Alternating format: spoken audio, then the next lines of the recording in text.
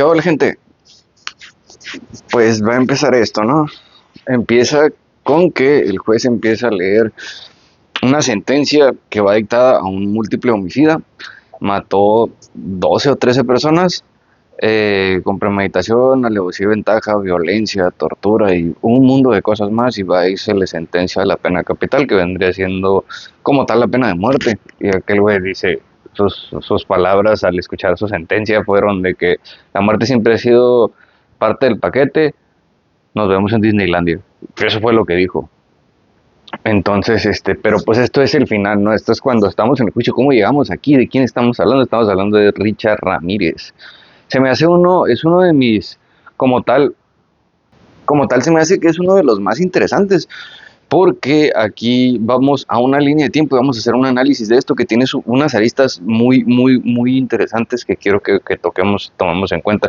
Él es un múltiple asesino en serie. Le pusieron The Night Stalker, que sería el acosador nocturno.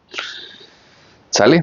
Entonces vamos a ver cómo llegamos aquí y que en la línea de tiempo se supone que él viene de familia mexicana, creo que habla español, tenía parientes en el este de Los Ángeles. Esto se suscitó en Los Ángeles, entonces para mí se me hace como muy chistoso porque muchos lugares de donde fueron los homicidios, en algunos viví y en algunos conozco bien. Entonces, pero vamos a entrar al tema. Pasa lo siguiente, él cuando era niño se pega en un columpio y se da en la cabeza. Entonces, hasta que quede inconsciente. Entonces, desde chico siempre mostró el hecho de que en high school dejó de estudiar y peleas y problemas, y un estudiante promedio X, que no. Entonces, cuando él empieza a consumir droga por un pariente de él que venía llegando de Vietnam, que llegó a vivir ahí al mismo lugar donde estaban viviendo ellos. Y le se ponía a él, pues me imagino como a los 11 o 12 años, el hecho de que es sumamente interesante, de atrás es él, es sumamente interesante el hecho de que tú tener un primo que fue a la guerra y todo ese rollo. Entonces lo que él hizo fue empezar a enseñarle a pelear y empezar a enseñarle las técnicas de sigilo, de cómo emboscar a alguien, cómo le enseñaron en la jungla de Vietnam y cómo sirvió en la guerra y todo eso. Entonces tenía un álbum de fotos y el álbum de fotos fue y se lo enseñó. Aparte de que le enseñó a usar objetos punzocortantes, le enseñó a pelear, le enseñó a sigilo, le enseñó muchas técnicas que utilizaron para hacer emboscadas y tortura física y acoso y abuso sexual a los vietnamitas cuando invadieron, cuando empezaron todo esto. Entonces, él empieza a estar viendo eso a esa temprana edad, lo enseñan a pelear y lo enseñan todas las técnicas militares. Pues lógicamente no le puedes estar enseñando eso a un niño y lo vas a echar a perder. Y fue lo que pasó. Entonces, después de eso empezó a agarrar un hobby que era como por las noches era básicamente un mirón, ¿no? A seguir a las muchachas, a asomarse por las ventanas, a estar viendo a ver qué. Entonces empieza a cometer una serie de delitos menores, como robarse un carro, que lo agarren por posesión de droga, que lo agarren así pues, peleas y cosas como ese tipo. Hubo un caso de un intento de abuso sexual que no fue reportado. Es lo que dicen, que a lo mejor si hubiera sido reportado eso no hubiera llegado a tanto, pero está muy polémico y todo eso porque hice un trabajo de análisis en el cual me di cuenta del trabajo de inteligencia que hicieron las autoridades estadounidenses, cómo lo atoraron, y está muy polémico este caso y todo. Él empieza a matar gente, ¿no? Y empiezan a darse cuenta de que es la misma persona por la misma marca de tenis. O sea, las huellas de los tenis eran los mismos, la forma, dos o tres formas de modus operandi del cual asesinó a sus víctimas fueron iguales, la forma en la que decapitó a una persona pues fue igual a la otra. Hubo uno o dos víctimas que llegaron a sobrevivir y lo llegaron a describir y todas coincidían más o menos con el retrato hablado de la persona. Entonces, por X o Y, llegan a dar con uno de los carros con reporte de robo, ligan el carro al reporte de robo con el reporte a esta persona, empiezan a investigar y no encuentran la forma de poder, pero ¿dónde? ¿Quién es? O sea, y el detalle es que si este güey sigue, van a seguir muertos, o sea, no lo podemos y necesitamos ver que, y empiezan a darse cuenta por huellas que había en el retrovisor, y aparte de una huella dactilar que había en el retrovisor, antes de que se dieran cuenta de eso, empezaron a ver que había una tarjeta para ir al dentista. Entonces fueron con el dentista, sacaron la radiografía, pero ¿qué se hizo? No, pues vino un hombre así, así, tales y tales días a una cita y le atendimos la muela que tenía problemas en los dientes y en las muelas. Ah, ok, y ya checaron, que dijo, no, pues ¿qué me puedes decir de esto? No, pues este güey tiene un chingo de problemas en la boca, o sea, de que va a regresar a la brevedad posible. Y hagan de cuenta que estuvo bien cabrón porque pusieron un botón de alerta que era él tocaba el botón y se supone que la policía tenía que llegar, pero antes de eso empezaron a poner, eso era en Chinatown, en el barrio chino, pusieron a 2 agentes encubiertos que estuvieran cerca de ahí vigilando a que llegara esta persona para ponerle la cazadora, para aquí va a llegar y aquí va, y no llegaba y no llegaban, y justo el día que se fueron los agentes llegó y tocaron la alarma y hagan de cuenta que la alarma pues no sonó, y fue así como que chinga. O sea, sí vino y se atendió y se fue. Yo pensé que los iban a estar esperando afuera, y no.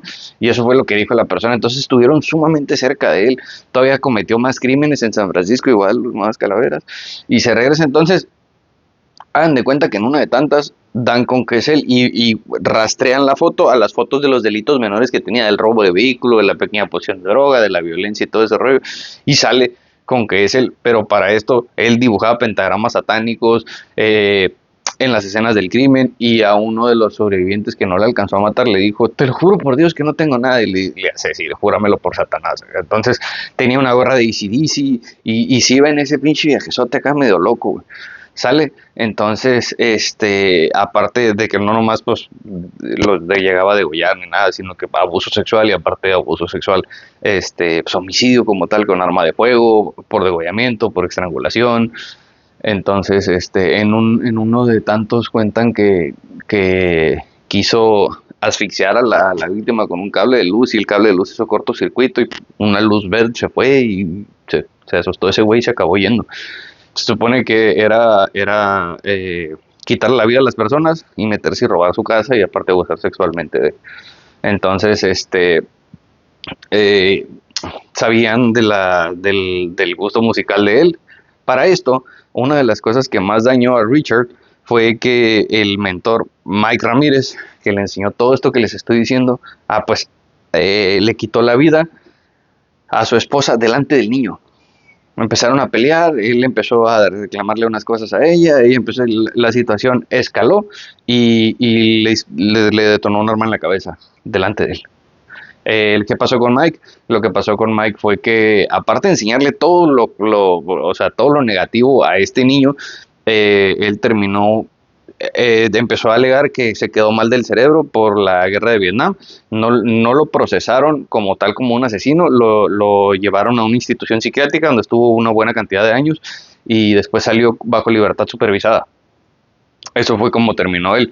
Entonces empiezan a ligar los homicidios por la marca de los tenis, y hacen una investigación de que en qué tienda los compró, qué talla son y todo eso. Empiezan a darse cuenta por cómo se metía, y la gente pues llegaba a un punto en el que ya no podía ni dejar abierta su puerta ni dejar abierta su ventana por este hombre. Entonces, vamos a lo que retomamos la historia. Cuando llegan a dar con él, empiezan a poner fotos de cuando él estaba más joven. Todos coincidían con que era sumamente violento, estaba así loco, güey, y aparte consumía sustancia. Le gustaba mucho, tenía el gusto musical ese por AC/DC y todo ese rollo, y estaba bien mal. Y tenía una peste en la boca, así como que en cabrón, ¿sabes? Entonces, a esta investigación la llevó una persona con descendencia mexicana que está en el documental de Netflix, El Acosador Nocturno. Me gustó verlo a él porque dice, no, pues, fuimos a homicidios y todo eso. Cuando a él le dieron la promoción y lo promovieron, él tenía muchos como datos y cosas que fueron circunstancialmente útiles para la investigación. Lo tiraron a loco porque acababa de llegar. Entonces, él es el cuando da su entrevista, yo les dije esto, esto y esto, y hasta que no pasó, se dieron cuenta. Entonces a lo que voy con esto es que está bien cabrón, güey, porque porque después de los múltiples homicidios él empieza a esconderse en Texas, en Arizona, y llegó a dar a San Francisco y llega a regresar a Los Ángeles cuando él estaba a todo lo que da en primera plana y todo ese rollo. Se sube un camión en el centro de Los Ángeles, su objetivo era llegar al este donde tenía familia, entonces llegando al este ahí voy a buscar a mis hermanos y voy a ver la manera de que, no, pues entonces se dan de cuenta que en primera plana empezaron a ver el periódico, empezaron a verlo a él y lo identificaron. Se baja una persona del camión y dice, en ese camión ve el asesino, y empieza a hacer unos panchos ahí. Entonces llegan carros, llegan camiones, interceptan él y le pegan una chinga y llega la policía a quererlo salvar. Entonces, vaya que pues así fue la conclusión. Se murió en los 50, no en 1950, cuando tenía como 50 años, fallece en el pabellón de la muerte de cáncer. Y tuvo muchas admiradoras y gente que se quería casar con él, mujeres que le escribían cartas y fotos desnudas y se las mandaban a él. Y esa fueron, hasta aquí llegamos al juicio, ¿no? Se le encuentra culpable de todos los delitos porque el modus operandi era igual, porque eran la misma marca de los tenis, de todo eso, y se le vinculó por las huellas del carro y pues por todo, o sea, el arma, todo ese rollo, también coincidía todo. Entonces, pues le dicen que va a ser sentenciado a la pena capital. Y va y dice eso, y en múltiples entrevistas dice, no, pues sabes que pues, y eso fue lo que encontraron. Todavía hay más travesuras que se hicieron ahí. Entonces muere a los 50 y tantos años de cáncer en el pabellón de la muerte. Él no lo alcanzan a ejecutar. Estaba promoviendo amparos y estaba peleando el caso. El objetivo de él era simplemente tratar de retrasar más la ejecución. ¿Sale? No mostró ningún muestra de como tal de arrepentimiento. Eso es lo que se sabe. Aparte de que eso es lo que se sabe, muchas cosas más en su infancia que ha de haber vivido. O sea, a lo mejor bullying, maltrato. Dicen que su papá era muy abusivo con él. Y aparte en la casa y en la escuela, y luego aquel güey enseñándole puras mamadas, el primo que estaba medio loco. Pues esos son todos los factores para que tú crees una persona pasada de verga, como esta. Esos son un poquito de las entrevistas. Y sí, pues sí se le nota que sí, pues sí estaba bien cabrón, güey, ¿sabes? La verdad, sí, conforme, pues sí, imagínate, güey, está loco, güey, loco acá, o sea, por, abusaba sexualmente de ellos, güey, o sea, dicen que a una ruca le sacó los ojos cuando todavía estaba viva, ¿sabes? O sea, sí, bien cabrón. Aparte, imagínate, güey, que desde así, señores mayores, güey, muchos asiáticos, güey, en esa área, en el Valle de San Gabriel y todo, ahí atacaba ese, güey. Hay muchos señores asiáticos, a varios matrimonios de personas mayores, niños, güey, a una niña llegó a abusar de ella, güey, ¿sabes? Está en cabrón, güey, ese pedo, ¿sabes? Entonces, pues sí, hizo mucho daño, fue una persona violenta y también, pues la vida le dio lo suyo, ¿no? Gracias, gente. Espero les guste. Este es un análisis de lo que vendría siendo Night Stalker, el acosador nocturno. Nos vamos a estar viendo en estos días y está.